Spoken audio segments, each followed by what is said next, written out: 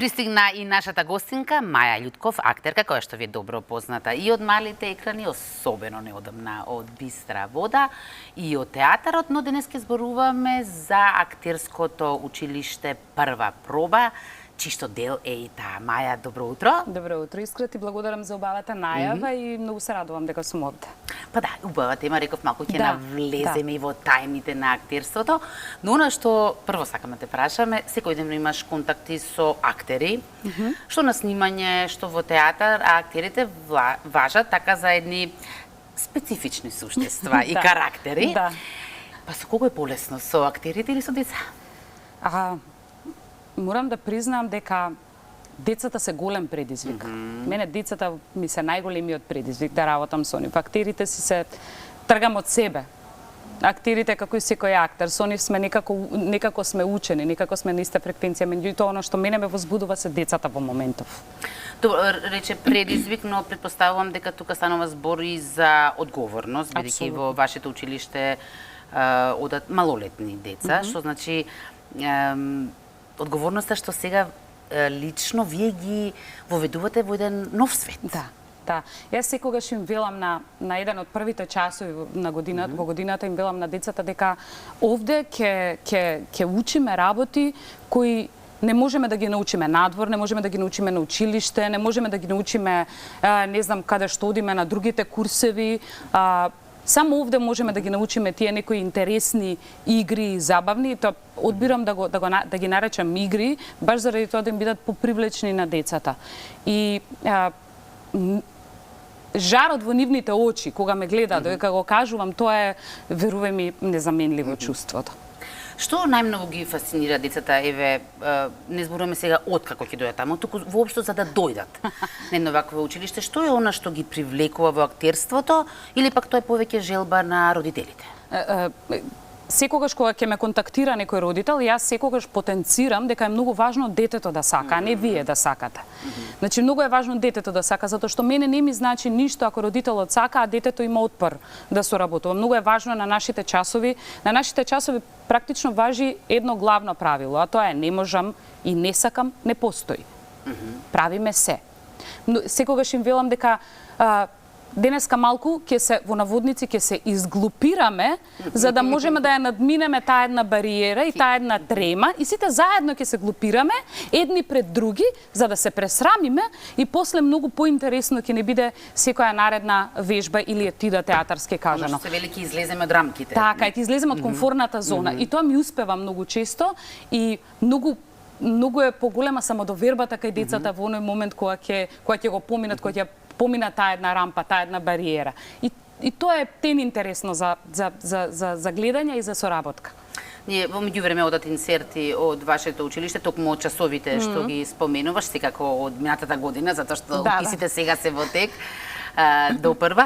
Ме интересира сега од другата страна, значи што добиваат децата ако се запишат во вашето училиште? Па вака, нашето студио пред се ние не сме таму да направиме актери готови од никој. Нели за актер да бидеш, прво треба желбата да носиш со себе. Потоа треба талентот е 10%. 90% е работа. Потоа треба да стасаш до периодот за запишување на факултетот за драмски уметности. Па треба да го поминеш факултетот за драмски уметности и тогаш кога ќе го поминеш, можеш да се наречеш актер иако си се уште сиров и се уште има искуството, игра голема улога. Она што децата кај нас во студиото за актерска игра Прва проба го добиваат е прво и генерално возбуда,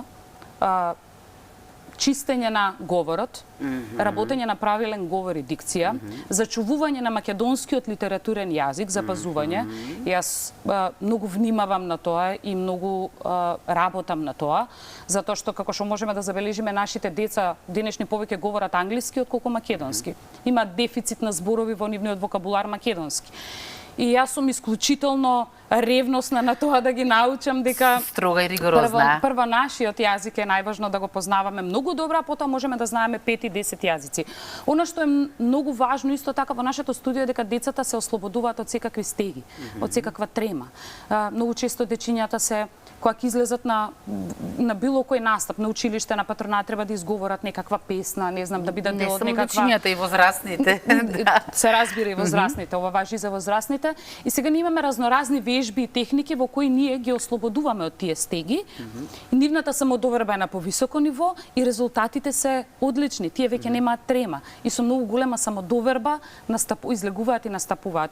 Тоа ми се покажа низ овие години како одлична техника и дека има многу големи резултати и многу сум горда на тоа.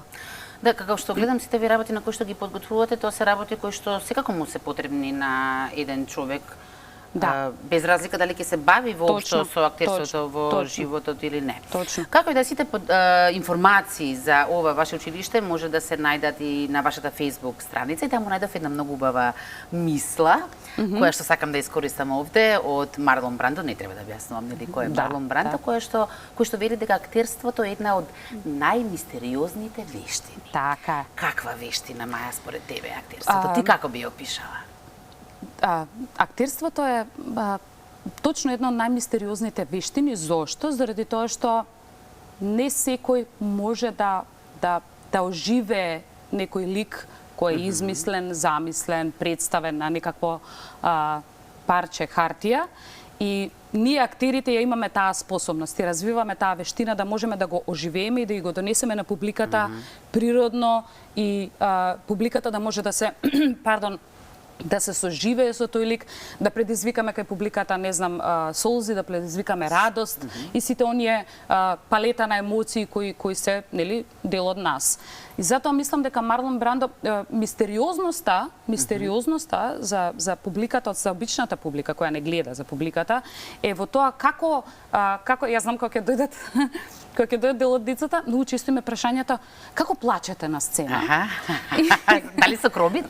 Тоа ме прашуваат. Се мачкате со нешто, мене посебно маличките се многу сладки со прашање. А се мачкате со нешто? А како ви доаѓаат солзи да плачете? Токму тоа е за да знаат да ги изманипулираат родителите и наставниците. Такви техники се работат за ослободување и носење на вистинските емоции на површината. Да можеме да кореспондираме со сите емоции кои ги имаме, при тоа свесно да го правиме тоа. И ова е вештина која што, колку и да мислиме дека ако седиме дома од фотелја и гледаме телевизија, сме експерти, не може само со гледање да се научи, предпоставувам. Тоа бара многу љубов, бара многу посветеност. На самиот почеток кажав дека актерството е 10% талент, 90% работа и читање. Читањето особено затоа што нешто тоа е, според мене читањето во последно време е запоставено. И актерството бара многу читање, многу истражување, многу наблюдување. Ние актерите 24/7 сме во некакво наблюдување. Моќта на перцепција ни е голема и наблюдуваме се што се случува околу нас, за подоцна на сцена да можеме да го искористиме како инспирација или дел или момент за некаков си лик кој го носиме на сцената. Значи, бара многу работа. Пред се љубов, се разбира. Треба самите да сакаме. Треба да сме многу посветени и треба да веруваме во тоа што го правиме. Тоа е најважно. Мене ќе те прашам нешто, иако не си медицинско лице, но сепак еве и на страницата беше наведено тоа, дека актерската игра активира еден посебен дел од мозокот. Така. Во името како? Прекунеус. Прекунеус. Што значи тоа? Значи тоа е веројатно тогаш ни се активира оној дел за концентрација, Значи фокусот кој го развиваме кај децата. Фокусот да јас стално им велам на моите деца актери, им велам, значи кога ќе застанете на сцена, треба да бидете подготвени дека може да се случи да падне нешто позади вас, да се сруши нешто, меѓутоа вас тоа не треба да ве вади од концентрација и од фокус.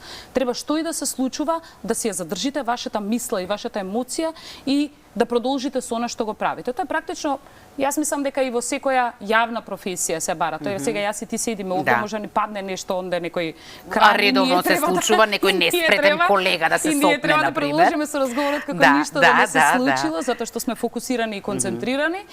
И да продолжиме како нормално да течат работите. Тоа е вас актерите честопати мобилните телефони ве реметат. Се има случување кашлање, заспивање, харчење, претпоставувам. Па кога ти враќаат на сцена како да гледаат серија на телевизија, кога заземаат страна, па кога доаѓа некој со гласно зевање. Значи разноразни ситуации имаме. Замислете сега тоа на сцената да ни извади од концентрација и представата или сцената да пропадне баш заради такви некои надворешни влијанија. Тоа не смееме да си го дозволиме. И јас мислам дека децата што од мали нозе треба да се навикнат на тоа дека може се да се случува, меѓутоа фокусот, она на кое сме фокусирани во моментот да го извршиме, било што, не мора да е актерството, било која задача обврска, дека не треба да не изместува ништо од таа точка, дека треба да сме максимално концентрирани и фокусирани.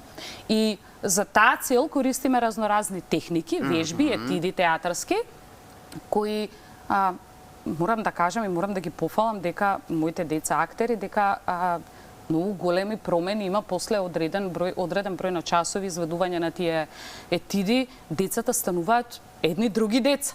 Едни деца со многу голема самодоверба, со интензивен фокус. За мене нема поголема радост кога ќе дојде родител и кога ќе ми каже: "Вие не знаете што правите за нашите деца." Јас тоа го правам со многу љубов и многу сум среќна кога ќе проценам и кога ќе видам или кога ќе ми се потврди дека она што го правам има ефект. Затоа што сметам дека и јас и мојот сопруг Зоран, кој исто така ментор во студиото Прва проба, сме доволно искусни да можеме да пренесеме некакво знаење баш на оние на кои им е интересно еден ден можеби да станат актери, а можеби и не, можеби ќе се бават со било која професија. Меѓутоа работите кои се учат во драмското студио ќе им помогнат низ животот. Последен пат кога ми гостуваше психолог овде во студиото, токму за детска психологија, за проблемите со кои што особено тинеџерите се соочуваат, како најголем проблем и најчест ја спомена токму самодовербата. Да.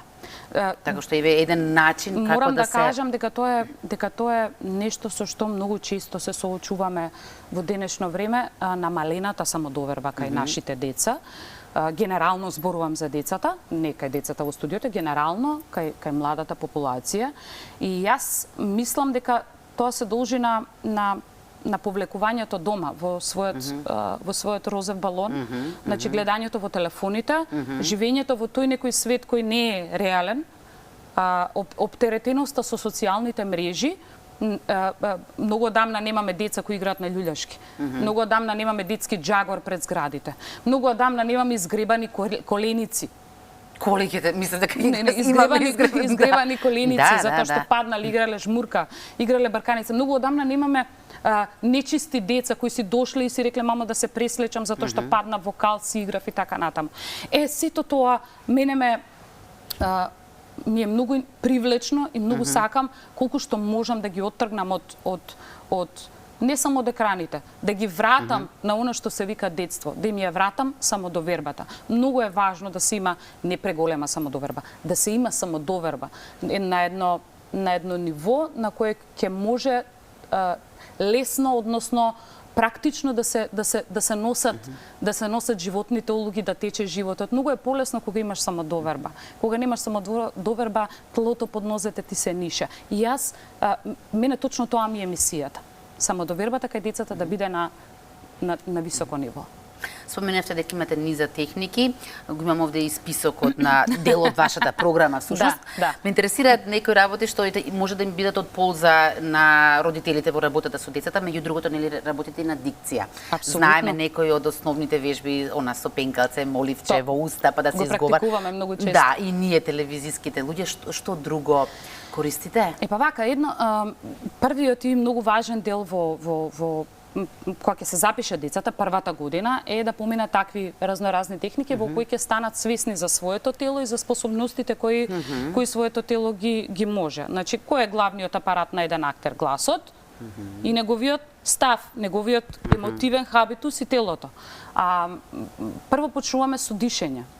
со правилно дишење, а тоа е дека користиме техники во кои се зголемува капацитетот на плуќата, да можат актерите да изговорат голем текст и при тоа да не се задишат. Да, ние луѓе не сме свесни дека всушност не знаеме да дишеме. Мислиме дека тоа е водено, а всушност така е. Не се дише со полнење на градите, туку се дише со полна диафрагма. И тогаш го зголемуваме капацитетот на воздух и имаме доток поголем на кислород во нашиот мозок и сме во состојба повеќе текст да изговориме. Потоа с некоја следна техника имаме онакви кратки зборчиња као би, бе, ба, бо, бу, како бири, би, бере, бе, бара, ба, боро, бо, буру, бу. Има нешто што е многу смешно на децата, кои ќе им кажам, ајде сега ќе денеска правиме вежба за дикција, односно за говор и за освестување на гласот, петлов јазик и сите прво вака ме гледаат, Петлов јазик се всушност едни малце видоизменети зборови од типот на например, не знам, кромит зелен звучи во петловиот јазик кромидуригу, зеленуригу и стално ги терам, отворете устата, претерајте. И кога ќе почнат да произведуваат едни гримаси, прво се смеат меѓу себе, меѓутоа како тече вежбата, како тие го совладуваат тоа, сваќаат дека е можно и гласот да го пуштат и говорниот апарат се разработува. Кога ќе се разработи говорниот апарат, кај нив самодовербата веќе одма е поинаква. Одма им зрачат очињата како жарчиња. Веднаш се способни да... Ајде маја друга да правиме, веднаш имаат барања да се прави нешто такво. И се такви техники користиме многу, каде што прво и главно е загревањето. Тоа е всушност загревањето. Го загреваме нашето тело физички, го загреваме говорниот апарат, правиме вежби во кои правиме разноразни смешни, глупави гримаси. И сите тие работи ќе ги поминеме и веќе сме опуштени и спремни за некакви конкретни задачи кои во моментот се секогаш во принцип се импровизации. Таму ја развиваме нашата фантазија. И тој момент не е важен. Како ја развиват и зашто е важно да се развива фантазијата? Па многу е важно да се развива фантазијата, особено на еден актер, да му е фантазијата отворена, да е пуштена, да нема граници, точно, да нема граници, баш заради тоа, заради природата на нашата професија, ние како актери треба да сме во состојба да може да биде се што да можеме да бидеме. Ја стално им велам на нашите деца актери, им велам, значи ајде денеска правиме вежба во која можете да биете се што сакате, можете да биете и гулаб, а можете да биете и зграда стокатници. Прво вака ме гледа додека не објаснам за што станува збор. И навистина после тоа кога ќе се потрудат да ја изведат таа импровизација, стварно има смисла. Значи тоа се исто така вежби кои се на принцип на импровизација. Имаме една од вежбите, јас ја викам механизам, правење машина. Секој дете едно по едно доаѓа на сцената со свое одредено, си има измислено само, им давам задача да си смислат свој звук и едно движење кое ќе го повторуваат. И кога ќе се наредат на сцената да бидат блиску еден до друг, да се допираат со некој дел од телото. Тука, меѓу другото, се развива и чувството за колектив. Што во нашата професија е една од најважните работи. Ова не е професија каде што си сам. Секогаш е колективна. Со честни случаи, кога имаме монодрами, кога играме монодрами во некоја период од нашата кариера, меѓутоа најчесто е тимска работа. И многу е важно чувството за тим. Оно што сакав да го кажам е да се вратам за вежбата наречена механизам. Секој дете доаѓа едно по едно доаѓа со свој измислен звук и движење. И тоа на крајот кога ќе се наредат 20 деца на сцената, навистина имате чувство дека се работи за некаква машинерија. И многу интересно звучи. И јас тука им велам дека треба да го засилат звукот или да го намалат. Тука стануваат едно. И тоа е многу интересно за гледање и за слушање. При развивањето на фантазијата, што најмногу сакаат да бидат децата? Или во што најмногу уживаат? Имаме една вежба која многу ја сакаат, ама тоа веќе треба да помине некое време каде што треба да совладаме одредени техники. Таа е, стално им велам, ајде денеска правиме роден ден. Таа вежба е, се вика само роден ден, каде што секое дете или јас му кажувам, или тие сами измислуваат колку се во можност, каков карактер се. Каков човек се. Значи, тука не играме од типот на јас сум баба.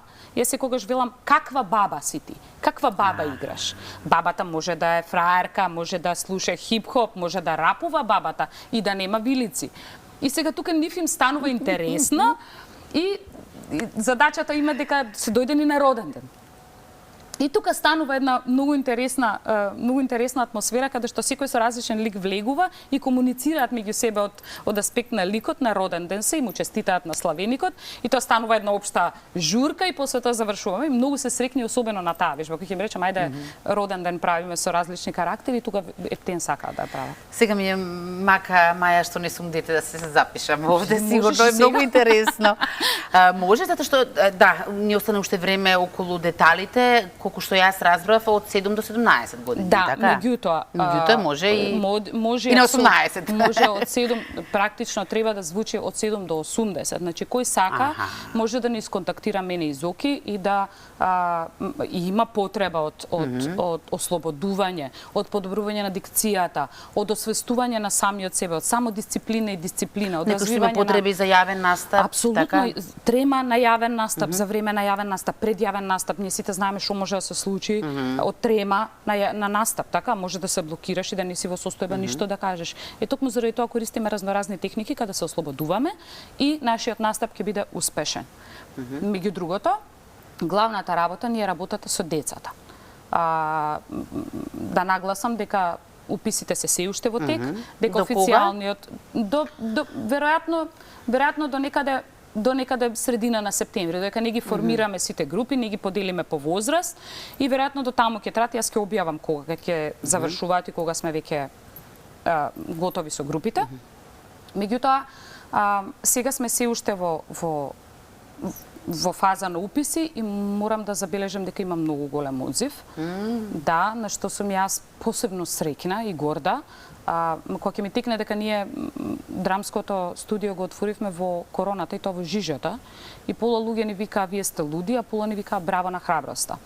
И излезе дека многу сме среќни, никогаш не би ја сменила одлуката која донесовме тогаш. Многу сум среќна затоа што лудо храбри. Да, многу сум среќна затоа што со Зоран донесовме таква одлука и се покаже како добро тоа. Уписите, да повторам, траат се уште. Почнуваме официјално со часови на 4 септември, каде што веќе групите, тој термин е за групите кои веќе одат кај нас по 2-3 години, такви 2 групи имаме. Едната група е во понеделник, другата група е во вторник и најновите, оние кои се запишуваат, се во среда, во 19 часот практично тоа се 2 часа споени во еден блок час, во еден ден во неделата во среда, од 19 до 21 часот и се наоѓаме во просториите на музичкото училиште Кресчендо. Во таа сала ги држиме часовите, да. Маја, многу ти благодарам и посакувам многу успех. Сакав и други работи да те потпрашам околу твојот ангажман во театар комедија, не ќе оставиме тоа за друг пат, ќе има прилика, можеби не треба да се открива уште, не знам. Така, може, да. Да.